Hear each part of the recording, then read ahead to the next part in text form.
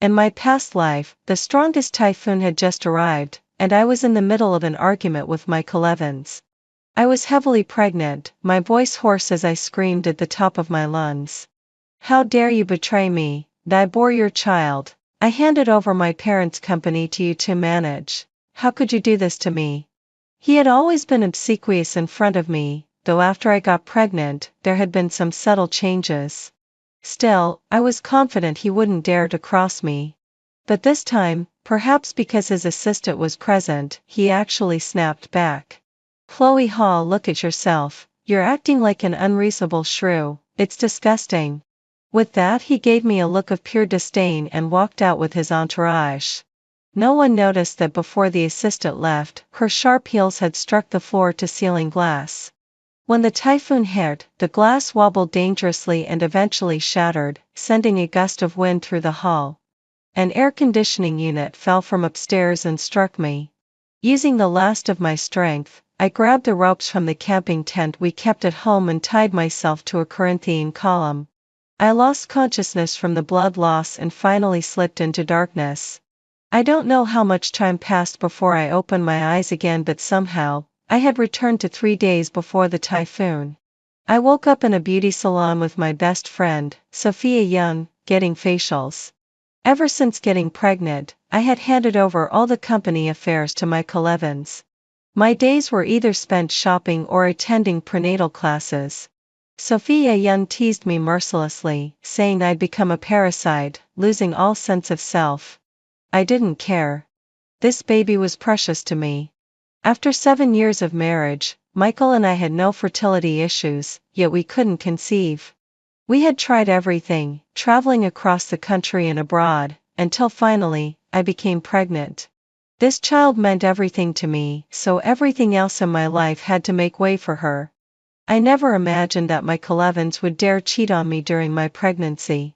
The memory of his mockery before I lost consciousness was still vivid. My hormonally impaired brain seemed to regain a little clarity. I squinted at my phone to check the time and then invited Sophia Young. Want to come over to my place for a while? Why? Sophia asked, puzzled. Since I married Michael and moved in with him, I had never invited friends over.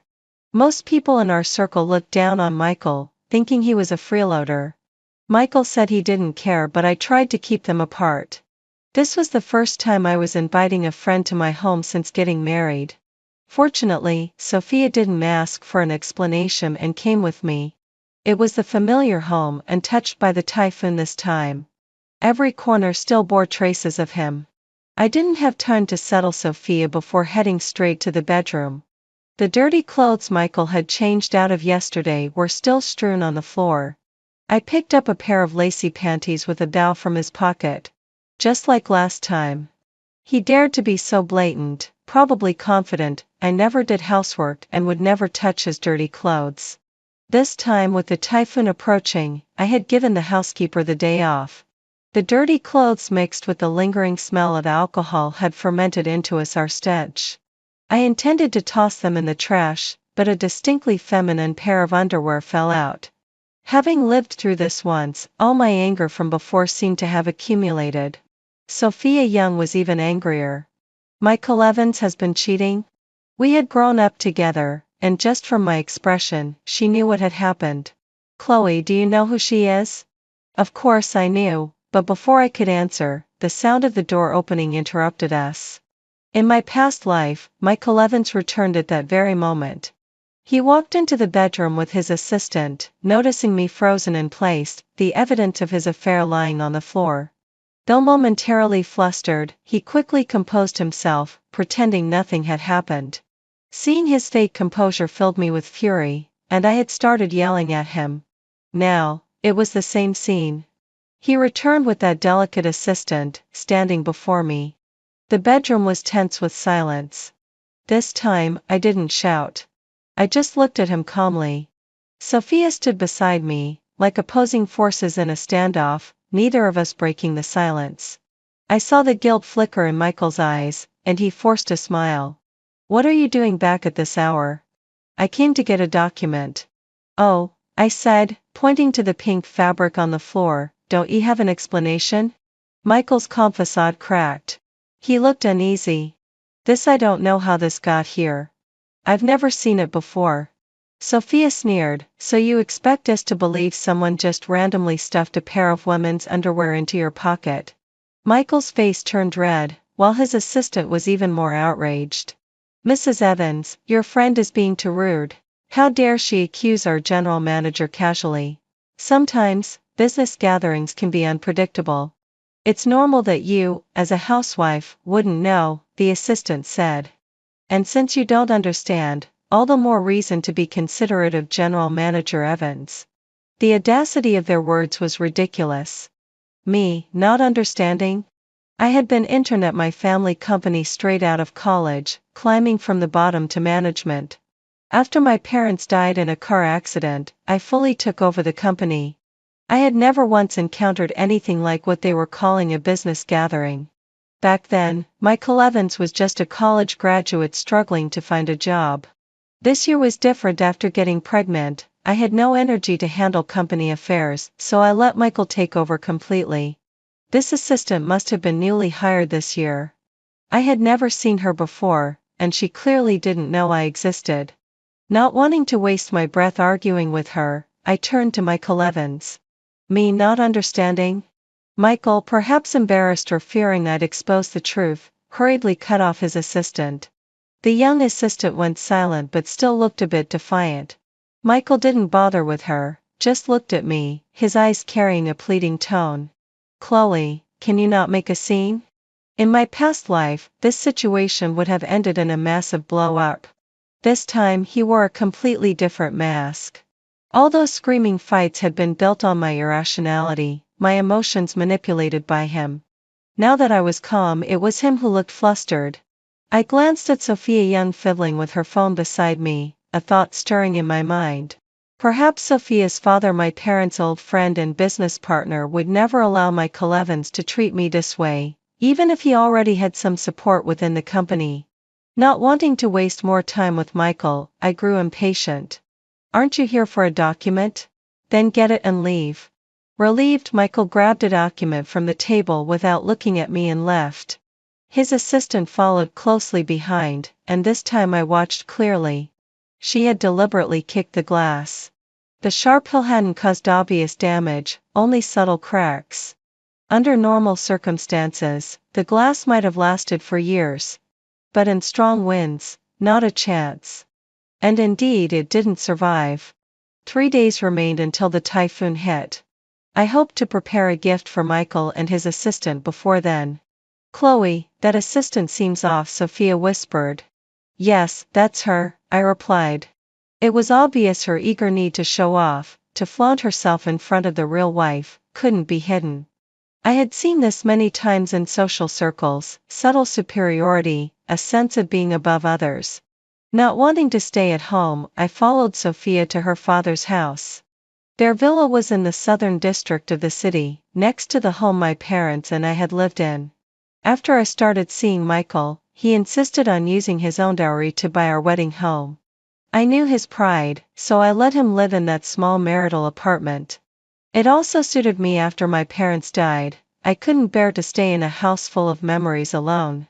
Moving out was, in fact, a relief. Sophia's father had likely returned home after hearing from her, and was sitting in the backyard drinking tea. I approached and greeted him politely, but couldn't stop my eyes from watering.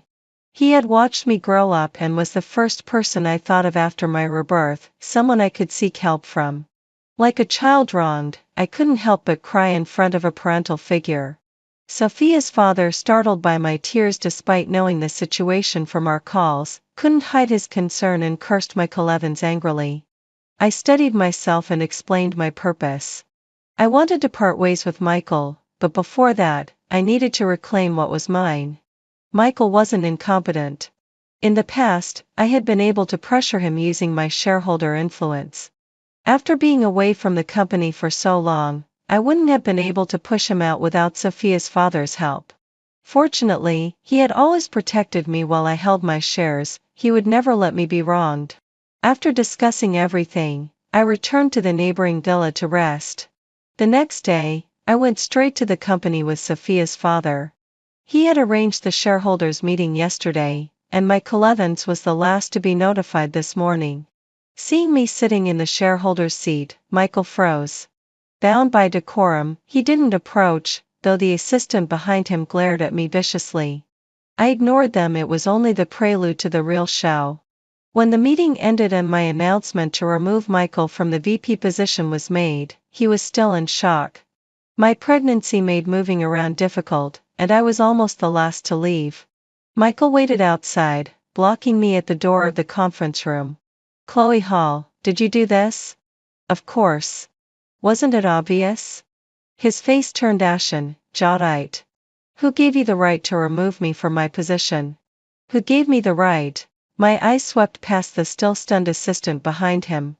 "This company bears the Hall name, Michael Evans. You need to understand what I give, I can also take back. And you seem to have forgotten your place. When I first chose Michael, it was partly because Hall Group was in crisis.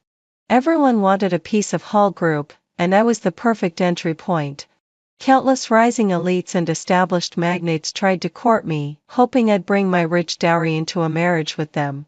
But I would never hand over my parents' life's work. Then came Michael Evans, slightly green, inexperienced, but orphaned and alone, someone I could provide for. He was the perfect choice. Though our initial intentions were not entirely pure, 7 years together made it hard not to develop feelings for a partner you saw every day. I had hesitated at first, but by the 2nd year of marriage, everything changed.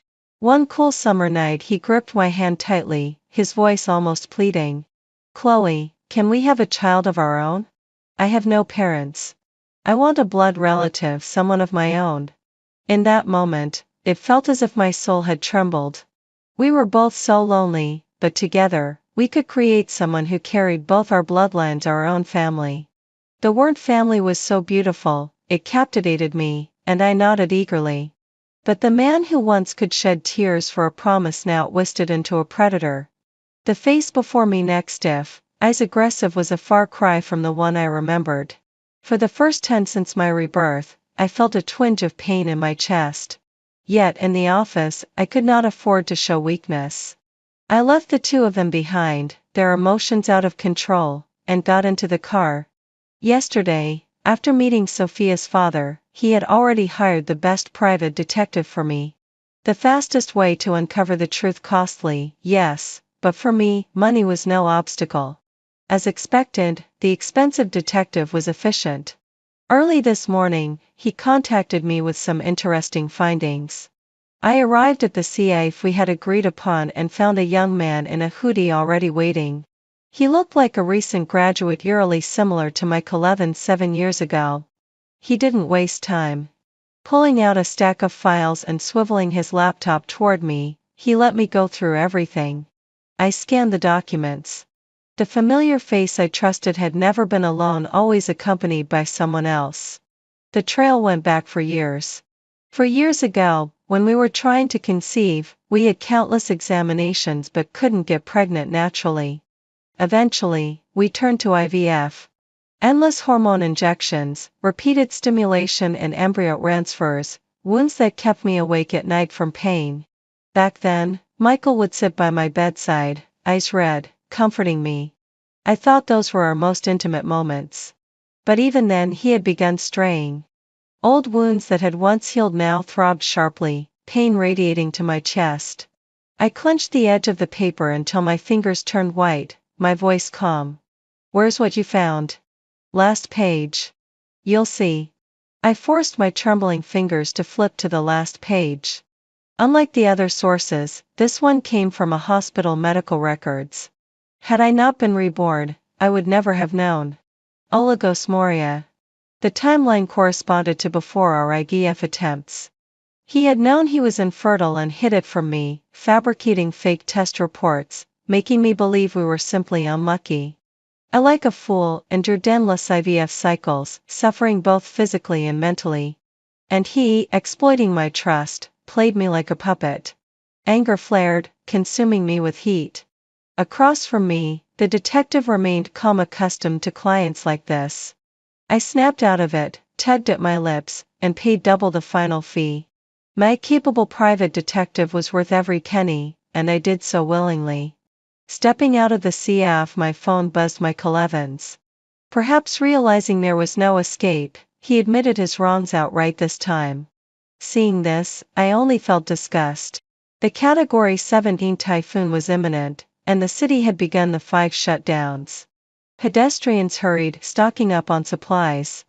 After returning to the southern villa yesterday, Grace Miller, who had cared for me since childhood, arrived immediately. Under my instructions, preparations and reinforcements had already begun. The evening breeze was gentle, yet my exposed skin felt raw, as if cut by last life's typhoon. Thinking of the detective's findings, I went with my bodyguards to the single apartment I had bought for Michael before marriage.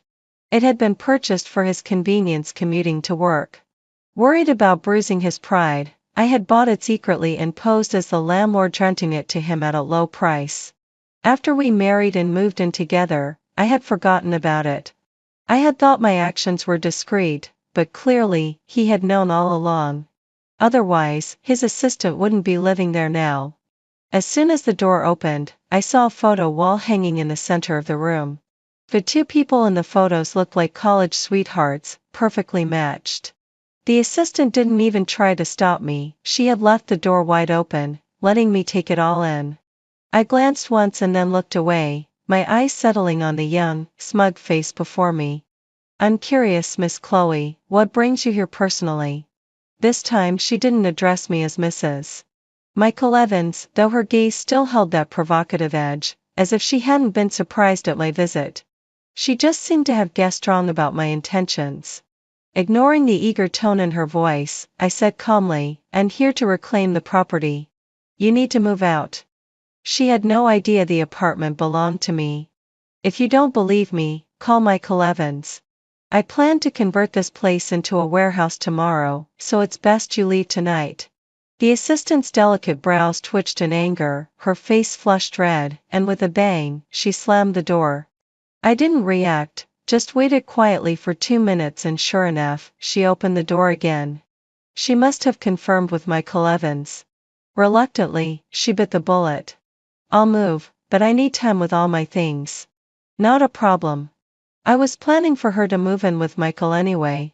You don't need to worry. There's a driver downstairs. Pack up, and my bodyguards will help you move. Her eyes glistened slightly, standing there isolated, surrounded by me and a bunch of burly bodyguards. She looked as if I were bullying her, but I was being more than generous. Don't worry. I've already moved out. The driver will take you to live with Michael Evans. The typhoon is coming, you staying in a hotel wouldn't be safe either. She froze, as if she'd misheard. When I pushed her inside to pack, doubt lingered on her face. Clearly, she had already forgotten or didn't care about the kick she'd vented on the glass. Yet I had paid for that moment with my life. The bodyguards worked quickly, and the driver followed my instructions, taking her straight to Michael Evans' building. That's when the bodyguard messaged me. Michael was guarding the door, refusing to let his assistant in. So when his call came again, I didn't hang up. Chloe, what do you mean? I'm sending her to live with you. Aren't you happy? I'm helping you. Michael Evans' voice trembled with emotion. Chloe, don't do this. I really know I was wrong. Can't we just live properly? I'll separate from her. I don't want anyone to ruin our family. Just give me one more chance, please. Think about the baby in my womb. A child deserves a complete family. Can you really let her grow up in a single-parent home? Think about the child for once. His words, meant to manipulate, only ignited the anger I'd been holding back. He knew full well how much I had endured for the sake of the child, yet he still tried to use her to make me submit. Michael Evans, do you know I won't tolerate a single betrayal? And now, even if you are the biological father, I won't let you stay in this house. Besides, who's to say maybe the child isn't even yours? Michael faltered. Chloe, what are you saying? How could the child not be mine? Don't joke. It was obvious. Most men would immediately doubt themselves hearing that. Michael Evans instead rushed to affirm it. Enough talk. Let your assistant in. The typhoon is coming, at least don't put her in danger. Our business will be handled by lawyers in a couple of days. I hung up and, with the bodyguards, returned to the southern villa. The moment I entered, the aroma of hot pot hit me. Grace Miller had gracefully orchestrated the household under Sophia Young's direction. Sophia herself played the spoiled child, cooing and begging for bites from Grace, without a single complaint. Outside, the rain began to fall softly, but inside, the warmth and laughter brought life back to the house. It was like old times. That night, the massive typhoon finally made landfall. I monitored its path constantly, slightly surprised when it executed a double eyewall replacement. I wasn't sure if this had happened in my previous life, but after the replacement, its destructive power was clearly greater. By the afternoon, the Wind King struck. With the internet still functioning, I accessed the cameras I had left at the apartment. I wasn't home and they were indeed behaving recklessly. The assistant wore my nightgun, and Michael Evans sat on the sofa, holding her waist. All his confessions over the phone now seemed like a dream. What stood before me was the raw, unvarnished truth I had never seen. General Manager Evans, are you really going to divorce Miss Chloe? The assistant's eyes shone with anticipation. I had to admire her. Even after Michael lost his job, she remained devoted, a possible definition of true love. Michael, though resentful of my assertiveness, couldn't bear to lose everything I had given him. Prompted by the assistant, he recalled my threat of divorce and scowled. It's your fault. Why the hell did you stuff the underwear in my pants? If she hadn't found out, after she had the baby and completed her confinement, I'd already have a solid position in the company. Then I could do whatever I wanted. But now, everything's ruined. I have to grovel at her like a dog. Are you happy? Michael Evans' anger twisted his face as he shoved the woman away. The assistant flinched, tears welling up. Seeing her pitiful expression softened him. He calmed himself, speaking gently. I'm not blaming you.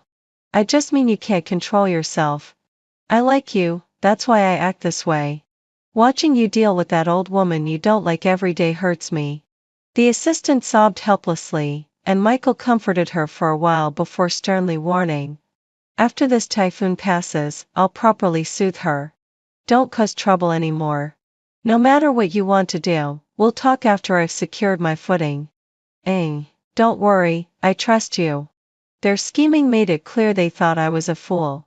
Honestly, I couldn't blame them entirely. 7 years of blindness and naivety, and I hadn't noticed a single red flag about Michael Evans. I had foolishly handed over everything I owned. I instinctively rubbed my belly. If there was one thing I didn't regret about this marriage, it was this child. I didn't care whose child it was, but I couldn't deny that Michael Evans' words from years ago had shaken me deeply. Whatever comes from my womb is mine, and I didn't care about the biological father. All I cared about was gaining a new family member in this world.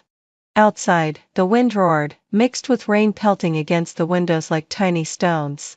The strayed raft slipped in through an unsealed corner, howling like a ghost. This wind is terrifying. We're so high up. Are we safe? You'll be fine. I taped the windows, and I've lived here for years. Every typhoon season, nothing ever happened.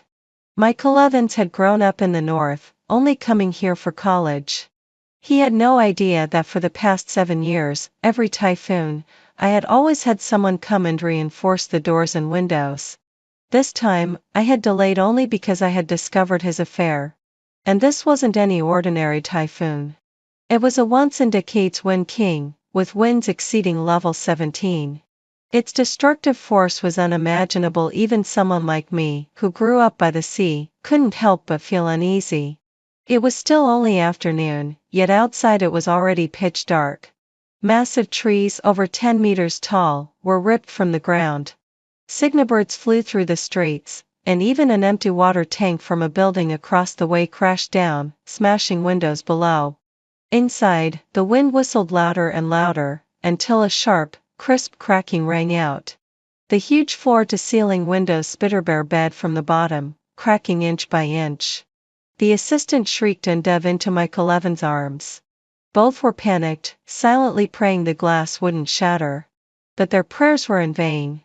The instant the glass broke, all the doors in the house were blown open, and the crosswind intensified. They struggled to keep their balance. Michael Evans tried to step toward an interior door, closing it would have solved the problem. But his assistant screamed and tugged at him, causing them both to lose their footing. At that moment, an air conditioning unit, torn from some upper floor, was swept into the room by the wind, heading straight for them. Michael Evans recoiled, reaching out to shield the assistant, who shrieked and dodged. Then everything went black, the feed cut out. I got up to check, the power and internet were down. The villa plunged into darkness. With nothing better to do, I pulled the blanket over myself and listened to the storm outside, falling asleep peacefully. I didn't know who got hit in the end. The answer came the next evening. The typhoon had passed, leaving only light drizzle outside. Power and water had been restored, and rescue crews were already clearing the streets. I was preparing documents at home, knowing the company needed someone to take over since Michael Evans had been removed. These tasks were routine for me, nothing challenging. I had only handed them to Michael before out of laziness. Suddenly, the doorbell rang. Grace Miller hurried out of the kitchen, muttering, "It's probably Sophia Young. I told her to come for dinner tonight." I opened the door, but there was no sound. I turned, puzzled, and saw Michael Evans standing there. Only 2 days had passed, yet he looked exhausted, disheveled, and most noticeably, his left leg was in a brace. He even leaned on a crutch. I didn't feel the slightest satisfaction. In my last life, they had almost killed me. I had bled heavily, barely clinging to life. Thinking of the intense pain I had felt in my belly, I knew the baby would surely have been lost too. Perhaps I would have died, too, otherwise. How could I have this second chance? And yet one of the culprits came before me, barely injured, just a limb plied. Unfair. Michael Evans' eyes darkened as he saw me standing there. He instinctively stepped back, then tried to move closer to speak. Grace Miller blocked him. Injured, he couldn't break free and could only talk to me from where he stood. "Chloe, seeing that you're safe is enough. I was so worried you weren't home during such a massive typhoon." With his anxious expression, he almost looked convincing. But I didn't fall for it anymore. I had no idea what he wanted by coming today. Seeing me indifferent, he resorted to the pity act. He bumped into the door by accident, clutching his leg in pain and wailing. Through tears brought on by the pain, he looked up at me, teary-eyed and pleading. "Chloe, I really know I was wrong. Come back with me. You know how worried I was about you yesterday during the typhoon." I sneered. "Oh really? I thought you were busy having the time of your life with your assistant yesterday." Michael Evans faltered, then quickly started explaining. "It was dangerous during the typhoon. If I hadn't let her in, it would have been like intentionally letting someone die. Besides, you were the one who brought her here. But nothing happened between us. And our windows were broken by the wind yesterday, we both got hurt." His expression darkened for a split second, then softened again, revealing a flicker of affection. "Good thing you weren't home. If it had been you hurt, I don't even want to imagine how much I'd regret it." I raised an eyebrow, not believing a single word he said. Then I asked, "So you two both got hurt?" "Yes, I injured my leg, she fractured her hand, and got cut by the glass." Now that made sense. Two people who did something wrong should both face the consequences. I allowed myself a small smile and decided to speak a little more to Michael Evans. "My lawyer is ready. I'll send you the divorce papers tomorrow. Don't contact me again after this. Oh, and since you're the one at fault, I want you to leave the house empty-handed. No objections, right?" Even if he objected, it wouldn't matter. If he refused, I'd take him to court. There was no way I'd let him walk away with money after deceiving me for so many years. From discovering his affair to now, only a few days had passed, but Michael Evans clearly didn't understand how he had walked himself into a dead end. He lowered his head, rapidly calculating his options. After all those years together, I knew him well enough. Before he could speak, I interrupted. "Don't talk to me about the baby. You know better than anyone how this child came to be." If you refuse the divorce, I'll press charges, you'll end up in jail. Michael Evans' aide finally collapsed. His face drained of color, then darkened completely. Knowing nothing he said would help, he turned and left. If he were smart, he would be trying to transfer assets right now, hopefully discreetly, because the lawyer I hired was top tier. I didn't see Michael Evans again for over 3 months. Though I was eager to cut ties with this scoundrel, I had too little time. Between running the company and taking care of my health for the pregnancy, he was put aside. Now that the baby was a full month old, I finally had the time to deal with the divorce. Dealing with is a generous term, it was really just signing the papers in front of lawyers. After that, aside from completing the legal procedures, we probably wouldn't see each other again. Michael Evans didn't come alone. His former assistant came with him. Having both lost their jobs at Hall Group, no one in the industry who knew their reputation dared to hire them.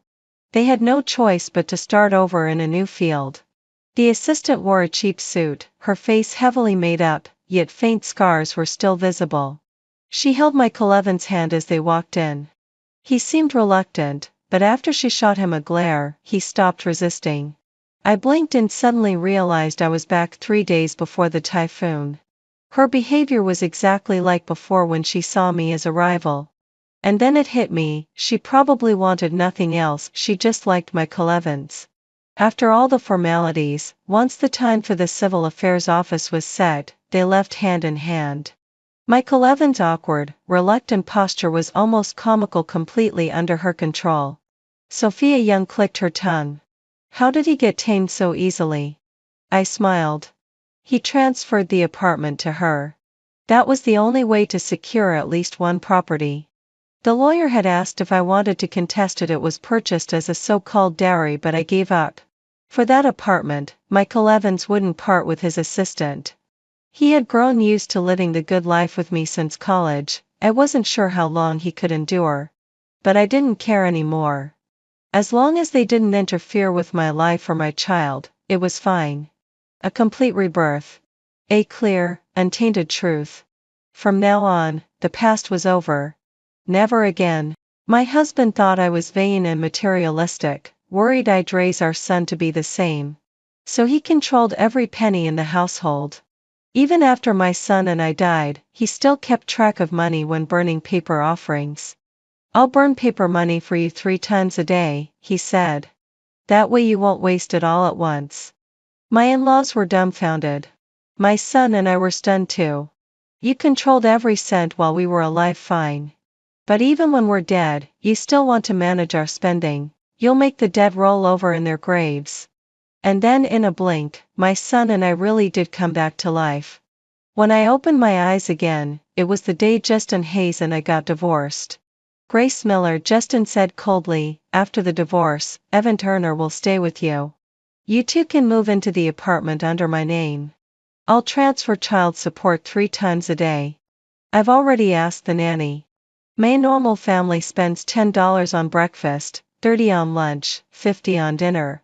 I'll round it off and give you $100 a day. As for extra expenses, you'll need to submit a written request. I'll decide whether or not to approve it. That way you won't waste money and teach Evan Turner bad habits. Justin went on, explaining his concerns and his rules. In a daze, I lowered my eyes to look at Evan Turner. He was staring back at me. Just one glance, and I knew. We had been reborn. In my past life, Justin Hayes forced me to quit my job after marriage, fearing I was greedy. He controlled all our finances, and my son and I lived under his thumb for 3 years. I finally couldn't take it anymore and filed for divorce. But even then, he calculated everything down to the last cent, terrified I'd waste a single dollar. He insisted on transferring support money 3 times a day, and if I didn't give him detailed updates about Evan's daily life, he would dock the payments as punishment, sometimes for a day, sometimes for 3. That suffocating control drove me to despair. I scrubbed dishes in a restaurant until my fingers wrinkled, then cleaned office buildings late into the night. I was exhausted, bent over in pain, but I didn't dare stop. Evan was growing, he needed milk and fruit. But with Justin's $100 barely enough to cover meals, and with his frequent deductions I had nothing left to spare. I clenched my fist so tightly that my nails dug into my palms, forcing down the wave of hatred. Across from me, Justin Hayes still looked down with suspicion, as if I'd run off to waste his money the second he let his guard down. Fine. I agree, I said, my voice flat, betraying no emotion. Justin clearly didn't expect me to comply so quickly. He froze for a moment, then pushed a prepared divorce agreement across the table. Sign it. And remember your words. If I catch you squandering money instead of taking care of the child, you won't get another cent. I picked up the pen and signed my name, stroke by stroke, as if severing myself from all the pain of my past life. When it was done, I took Evan's hand and walked straight to the door without sparing Justin another glance. The moment I stepped outside, sunlight washed over me, warm enough to make my eyes sting. Evan squeezed my hand tight, looked up at me with a bright smile and said, "Mom, we're free." I shook my head. Without financial independence, living on handouts isn't freedom at all. The so-called apartment under Justin's name was just a 40-square-meter rundown unit, with paint peeling from the walls. But I didn't mind. I tidied up a small room for Evan, spread a blanket on the sofa for myself, and felt more at peace than I had in years. At least here, there was no Justin Hayes watching me, no suffocating pressure hanging over my head. The next morning, sunlight spilled through the old window. I jolted awake to find Evan still clutching his pillow, cheeks flushed, sleeping soundly. In my last life, I was always on edge, waking at dawn, terrified of making a mistake that might upset Justin. But now, for once, I'd slept in. Panic set in. I hurried Evan out of bed, rushed through washing him up, and had no time for breakfast. I shoved 2 bags of crackers into my purse and dashed to the kindergarten. Only when I saw Evan skipping happily into the schoolyard did I breathe a sigh of relief. Then my phone buzzed. It was Justin. His tone was sharp and full of scorn. "Grace Miller, do you even know what time it is? You couldn't even get him to school on time. How lazy can you be? You're setting a terrible example for Evan. Today's support money will be docked. Consider it a lesson." In my past life, this message would have shattered me. I'd have cried, sent long groveling apologies, desperate to stop him from docking more money. But now, I only sneered, locked my phone, and didn't bother replying. There was no point arguing with Justin Hayes, he only believed what he wanted to believe. Instead of wasting words, I needed to think of a real solution. Across the street from the kindergarten stood a supermarket. I walked in. I snapped photos of the vegetables, the meat section, and then an empty shopping basket. I posted them on my social feed with the caption, "No money for groceries. Any friends willing to help out?" Then I tucked my phone away, bought the cheapest bag of flour and a few eggs. Even if we had nothing, I would make sure Evan had a warm meal at the end of the day. I had just paid at the counter when my phone started buzzing nonstop. Opening it, I saw a comment from my mother-in-law on my social feed. "Grace, what's going on? Did Justin Hayes bully you again?" My heart warmed. I hurried to reply, "Mom, it's nothing serious. I was just late sending Evan Turner to school today, and Justin said he docked today's child support. I really don't have much left on hand, so I thought of borrowing a little."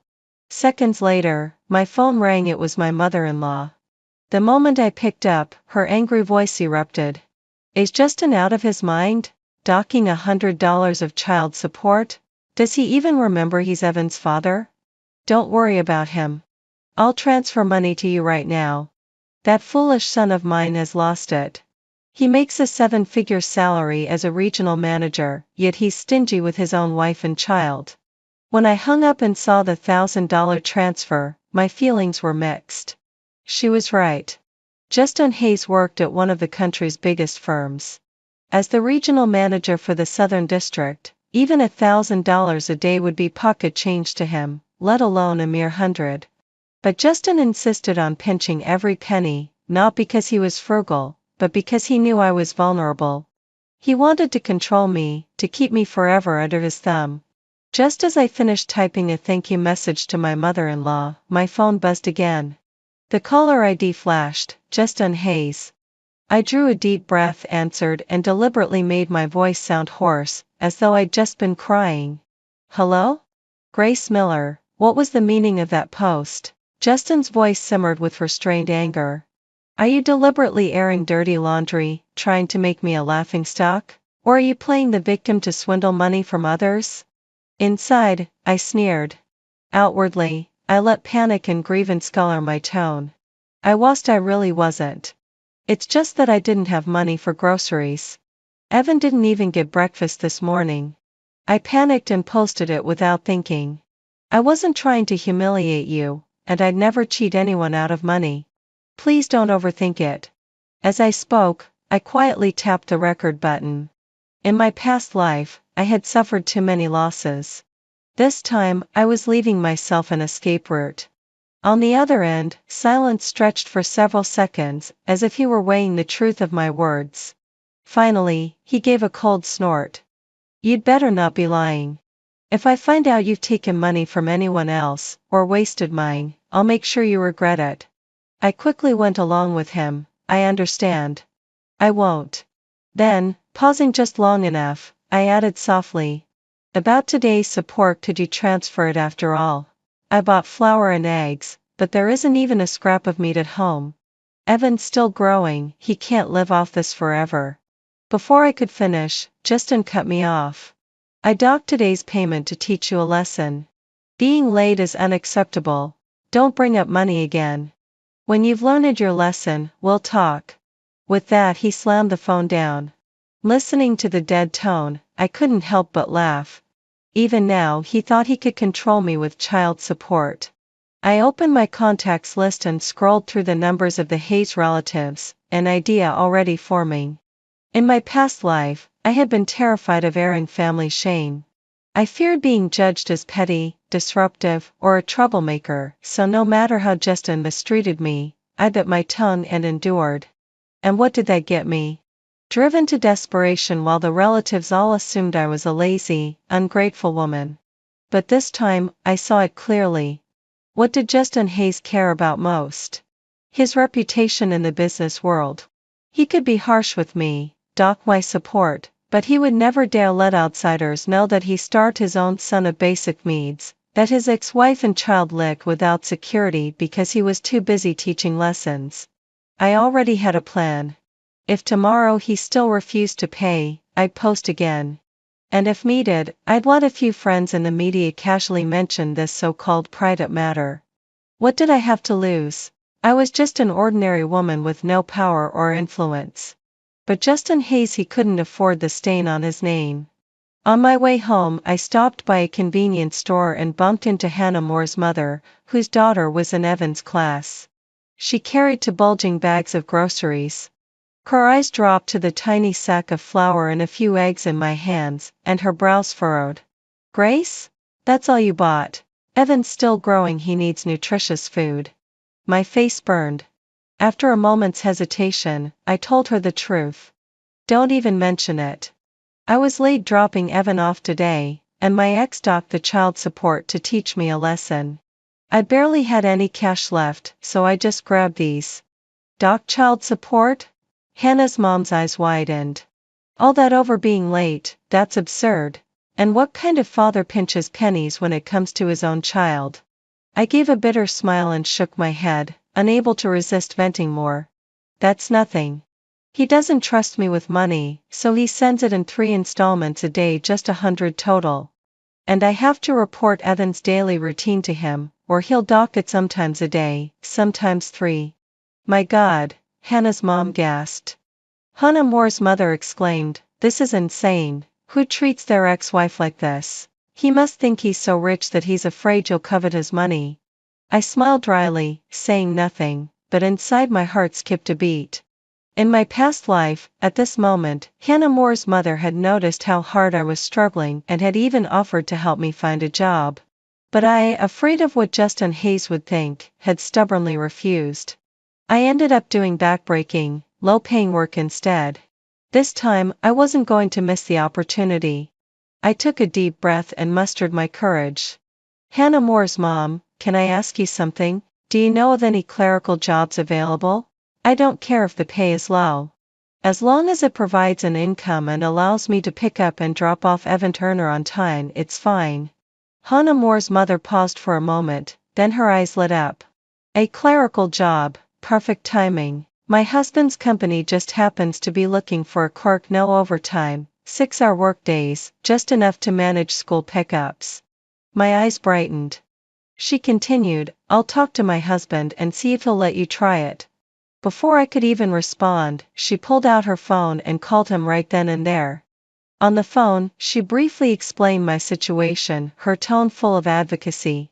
I'm telling you, Grace is an excellent person. She's just had bad luck with men. Didn't you say you needed a clerk? Let her try it. Don't be stingy with pay, she has a child to support. Moments later, she hung up and smiled at me. It's settled, my husband said you can start tomorrow. $3,500 a month, paid in cash, so your ex can't interfere with the transfers. Hearing the words $3,500 in cash, tears immediately welled in my eyes.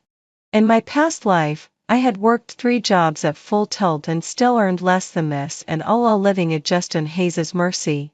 Now, just for asking once, such an opportunity had fallen into my lap. Hannah Moore's mother looked startled at my sudden ears and quickly handed me a tissue. Grace, what's wrong? Did I say something? No, I choked back the sobs, wiping my eyes. Thank you so much. I finally won't have to beg anyone for money anymore. I can earn a living and support Evan Turner myself. She patted my shoulder and sighed. Silly child, don't cry. This is what you deserve. If you ever have trouble, just tell me. We're both mothers, helping each other is what we do. The next morning, I deliberately woke up 30 minutes early. I fried golden eggs for Evan and warmed up some milk. After sending him off to school, I hurried to the company where Hannah Moore's husband worked. It was a small trading company on the 10th floor of an office building. The boss, Mr. King, was around 40, with a warm smile and no airs. He asked me a few basic questions about my proficiency with office software. When he saw I could answer fluently, he smiled. The work isn't complicated. Mostly organizing contracts and inputting data. If you have questions, just ask your colleagues. Then he pulled out a 500 yuan bill from his drawer. Here's some living expenses in advance. I know it's not easy raising a child while working, use it to buy something for him. I froze, staring at the stack of warm cash, my eyes instantly moist. I'd grown so accustomed to Justin Hayes' cold calculations in my past life that I had long forgotten what it felt like to be treated with kindness. Clutching the money, my voice trembling slightly, I said, Thank you, Maxwell King. I will work hard and not let you down. He waved it off. We're all parents here. If I can help, I will. At my desk, I took out my phone and sent a photo of Evan at kindergarten to Justin Hayes. Immediately, he transferred 10 yuan, adding a message. Breakfast money. Don't waste it. Remember to send photos of lunch and dinner. Looking at the 10 yuan, I couldn't help but think of my past life. Back then, Justin Hayes counted every penny. If I dared to complain, he would dock child support for the next few days. To make sure Evan could eat, I often had just 1 meal a day, sometimes 1 meal every 2 days. Before 30, my complexion was pale and sickly, my body weak. Even the pharmacist asked if I had a serious illness. I quietly saved the money in my account, then took a screenshot and posted it to my social feed. Thanks to my ex-husband's generous 10 yuan child support transfer. Within minutes, relatives commented, Justin Hayes, what's he doing? Is he getting out alms? I didn't reply.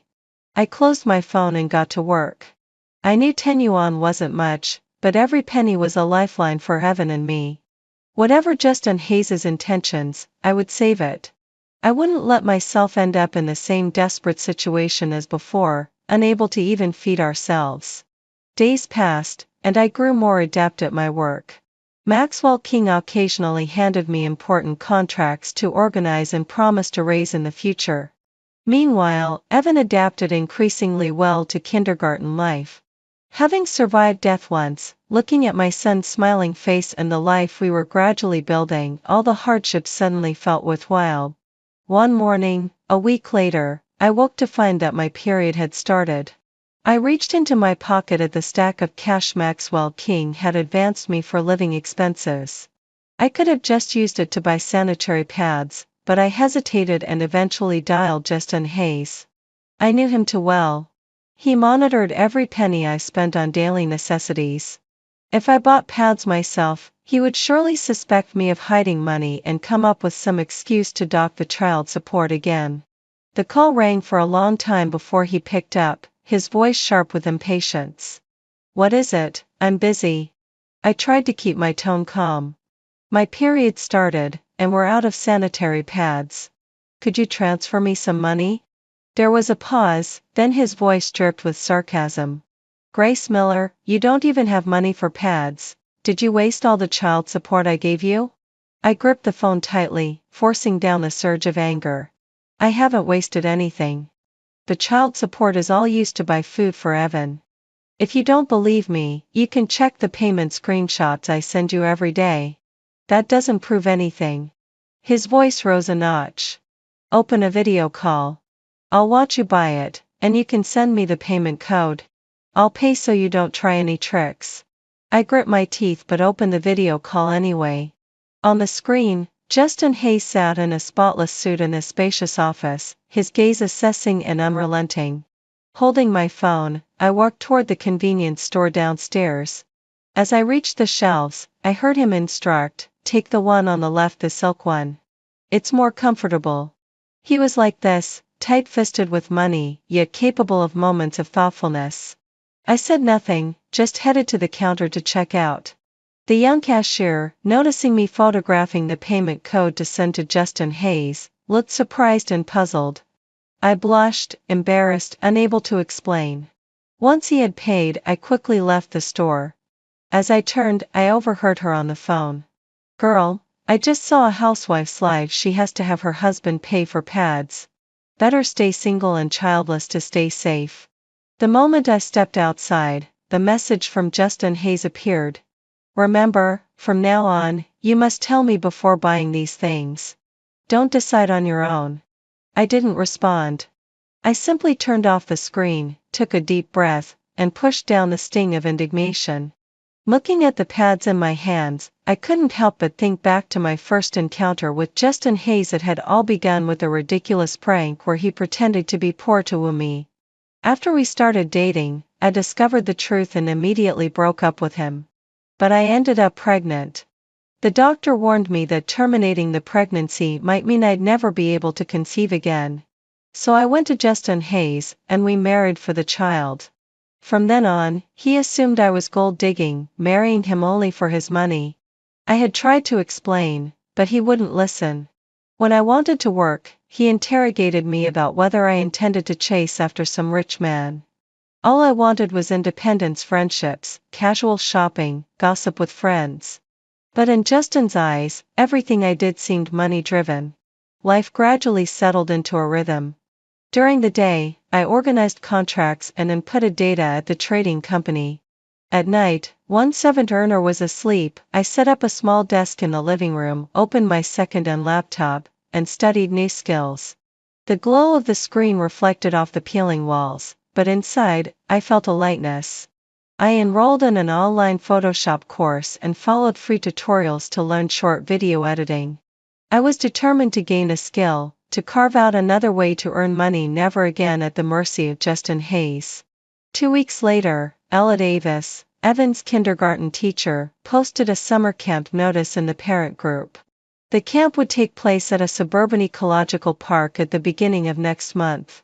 2 nights, including meals, transportation, and course fees. Each child was to pay 2,000 yuan, with a 3-day deadline. I stared at the 2,000 on the screen, instinctively clenching my phone. Checking my balance, I saw I had less than 500 yuan. Maxwell King's salary wouldn't come until mid-next month. This was barely enough even for Evan's milk. I hesitated, then sent a screenshot of the notice to Justin Hayes. Message: Evan Turner's kindergarten is organizing a summer camp. The fee is 2,000 yuan. Could you transfer me the money? Within 2 minutes, his call came through. His tone was skeptical. Grace Miller, are you trying to trick me again? Sending a picture to scam money? Don't think I'm easy to fool. In my past life, I would have panicked at this, afraid he'd cause a scene at kindergarten, endlessly apologizing and explaining, while still scrambling to raise the money myself. This time, I took a deep breath, keeping my voice calm. I'm not lying. Ella Davis posted the notice in the group. If you don't believe me, I can contact her to confirm, or you can verify with the principal yourself. Justin Hayes paused, probably not expecting such directness. After a moment he said, fine. Contact her. I want a video call with her and the principal. If I catch you lying, I'll stop paying any of Evan Turner's expenses from now on. After hanging up, I immediately messaged Ella Davis, explaining the situation. She replied quickly, her tone gentle. Evan Turner's mom, no problem, I understand. The principal is in my office now, we can do a video call with his father. Don't worry. When the video connected, Justin Hayes' face appeared on screen, still scrutinizing. Mila Davis greeted him warmly and walked him through the camp itinerary, fee breakdown and other details.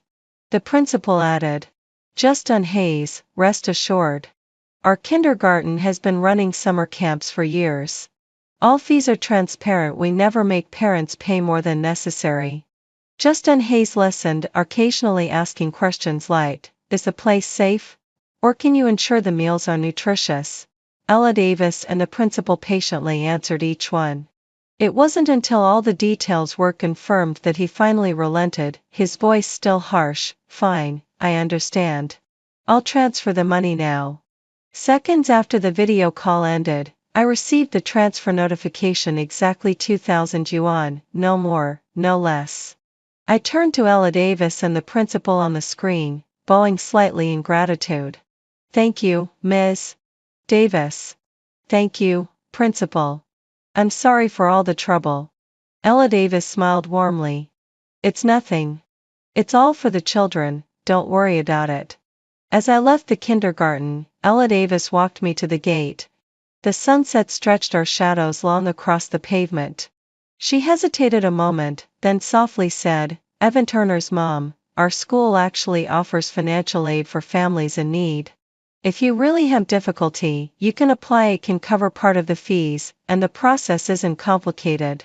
I paused, feeling a mix of warmth and a sting of sadness. I appreciated her thoughtfulness, but I couldn't accept it. Justin Hayes wasn't financially incapable. With a 6-figure annual salary, 2,000 yuan was pocket change. He just refused to trust me or transfer money easily, even for Evan Turner's sake. That evening, Evan Turner lay on the carpet, stacking blocks, humming the nursery rhymes he'd learned at school. The blocks clicked together in the small living room, filling it with a gentle warmth. After cleaning up dinner, I grabbed the trash bag and headed downstairs. One of the hallway's motion sensor lights was broken, illuminating only half the floor with each step. My shadow flickered against the walls, dancing in the dim light. By the trash bin, I instinctively opened my phone to check my social feed. In the past, I'd often posted snarky remarks about Justin Hayes docking child support or making me video bipads, hoping relatives would see and speak up for me. But now, staring at the input box, typing and deleting repeatedly, it all felt pointless. Those words were like punches thrown into cotton. Justin Hayes didn't care at all. He scrutinized every penny, even Evan's summer camp fees. Of course he wouldn't care what anyone else thought.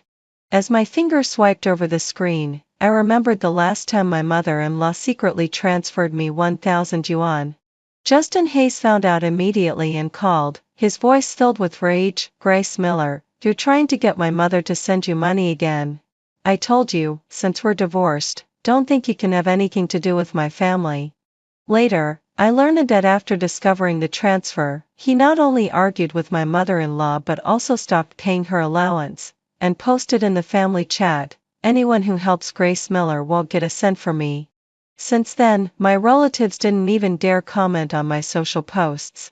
Before, someone had commented over the top under the 10 yuan child support post, and within days privately apologized. Justin Hayes talked to me, really sorry. I stared at the empty comment section and wanted to laugh, but my mouth wouldn't move. Tears fell, one by one, onto the phone screen, smudging the photo of Evan Turner's smiling face. Grace, why are you crying here? A familiar voice. I hastily wiped my tears and looked up to see Hannah Moore's mom holding a trash bag under the street lamp, her face bathed in warm light, full of concern. She came over and handed me a tissue. Was that ex-husband of yours being cruel again? I accepted the tissue, sniffled, and forced a smile. It's nothing, just a bit tired. But she wouldn't let it go. Grasping my arm, she whispered, don't hold back with me. I know raising a child alone isn't easy. Is it money? I can lend you some for now, you can pay me back when you get your salary. Don't worry about it. Her hand was warm, just like when she helped me find a job earlier, full of genuine care. I felt a pang in my chest but shook my head. Accepting help was easy, but it was only a temporary fix. To truly break free from Justin Hayes, I needed real independence. Recently, I've been learning video editing online, and I decided to start my own social media account. In my previous life, I thought putting myself out there was shameful. But after seeing how even posthumous offerings could be calculated and controlled by Justin Hayes, I finally understood, dignity is earned, not politely requested. I named my account Evan Turner's Mom's 100 Yuan Meals. My first video, finished editing at 2 in the morning, showed how to use 10 yuan to buy 2 carrots, a block of old tofu, and a half handful of leftover noodles to make tofu vegetable noodles that Evan Erna loved, leaving enough for a cold tofu dish for lunch. In the first 3 days, the video had only a few dozen views, and the comment section was empty. I didn't lose heart. Every morning after dropping Evan at kindergarten, I scoured the markets for discounted ingredients. In the afternoon, after work, I cooked while filming. At night, I stayed up editing. Once, filming pork rib soup, I waited for the butcher to pack discounted meat with bones to save a few yuan. I carefully removed the sinew and membranes, simmered it with 2 dried red dates for flavor. Evan licked his bowl clean. I edited that scene into the video with the caption, even 100 yuan can make your child a hot, nourishing soup. To my surprise, the video went viral, hitting over 10,000 views.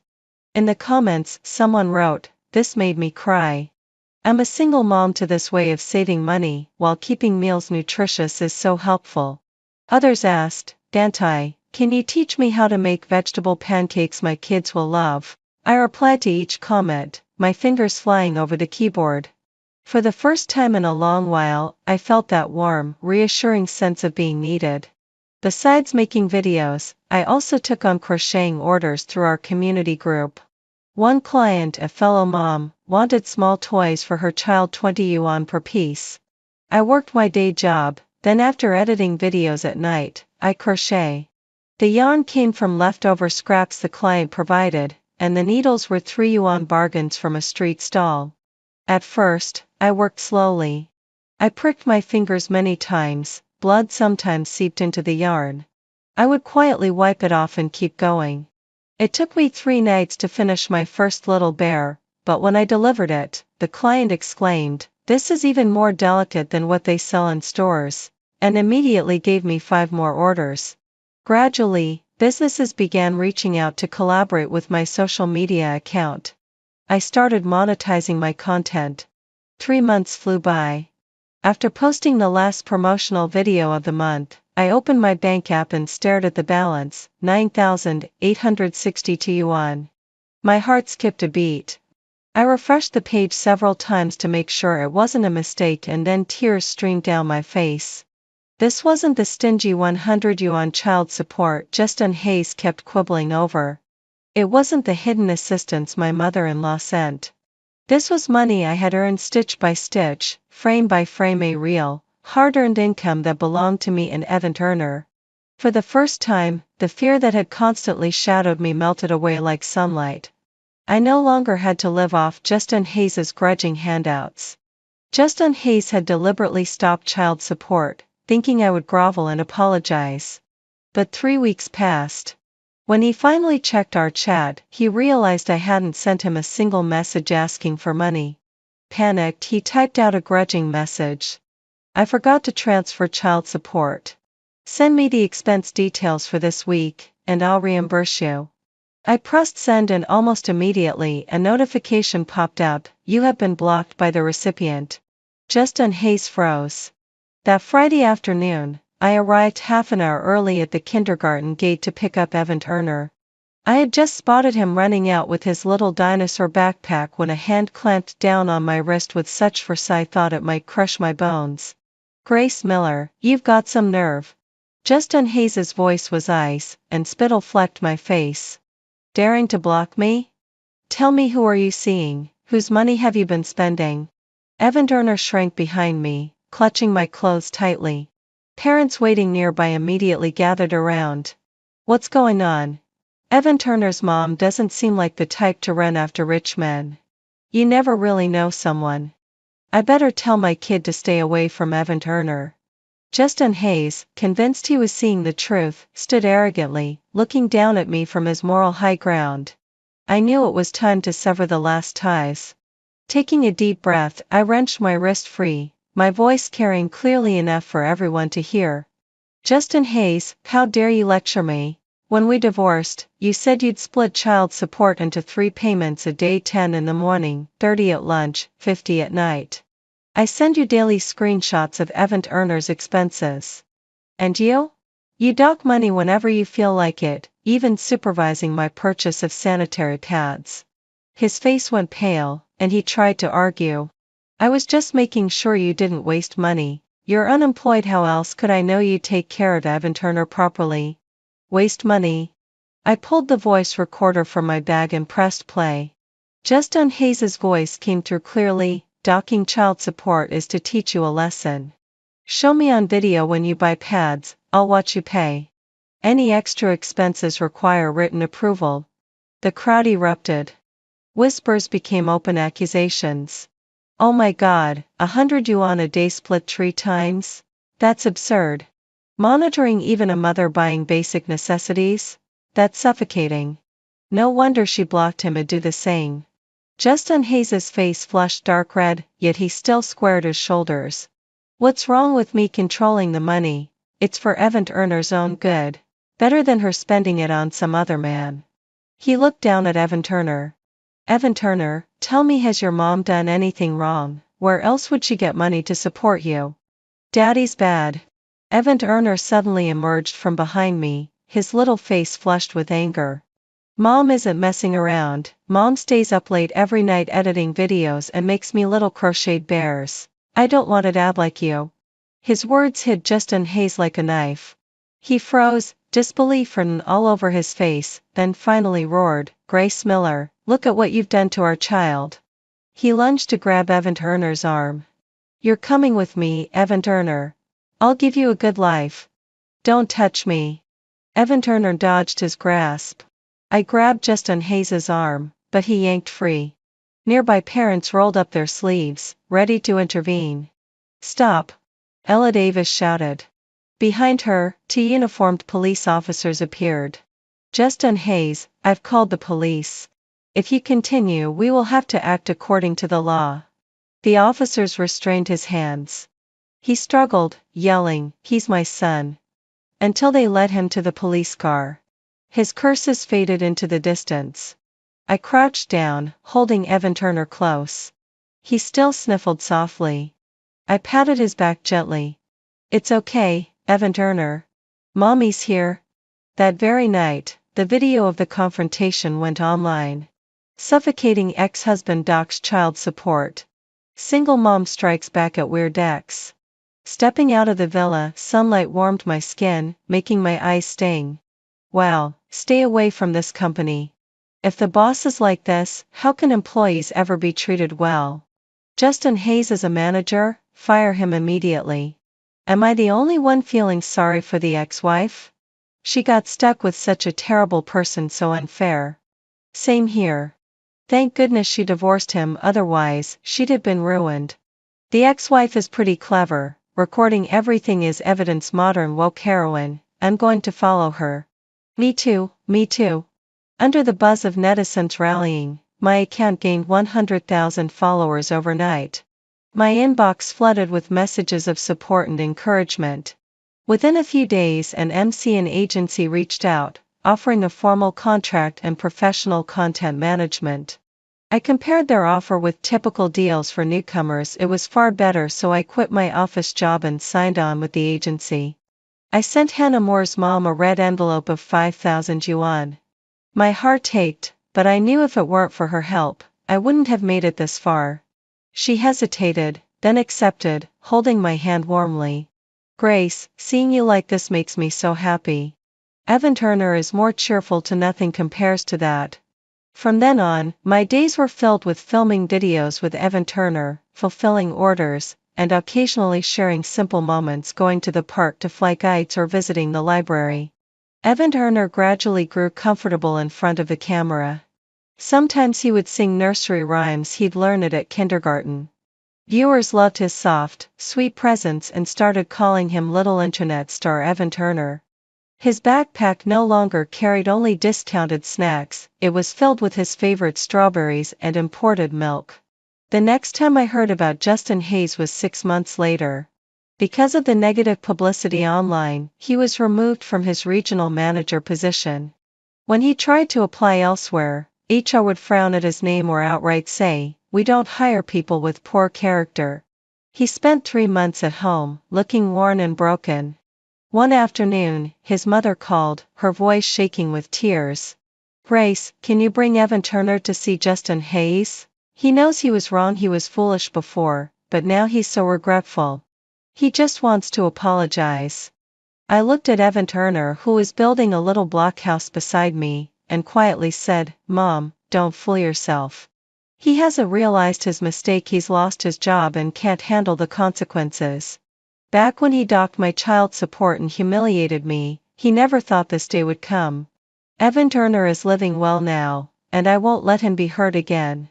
Her sigh carried the weight of "if only I had known," and she didn't try to persuade me further. After hanging up, Evan Turner ran over holding his finished blockhouse. "Mom, when are we going to the beach? You said you'd take me to see the ocean." I smiled, ruffling his hair, and pulled out the suitcase I had already packed. "Let's go right now." Sunlight streamed through the window, illuminating the suitcase filled with our clothes, and Evan Turner's favorite little bear. The honk of a taxi sounded downstairs. I took Evan Turner's hand and stepped out the door. Behind us lay past hardships, ahead stretched a road full of hope.